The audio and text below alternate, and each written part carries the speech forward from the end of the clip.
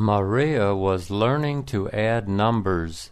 She liked to add numbers. It was easy to add numbers. She could add 1 and 1. She knew that 1 and 1 are 2. She knew that 2 and 2 are 4. She knew that 3 and 3 are 6. But that was it. She didn't know what 4 and 4 are. She asked her mom. Her mom told her that 4 and 4 are 8. "Oh, now I know," Maria said. "I am 4 years old now. In 4 more years I will be 8. Maria was a fast learner.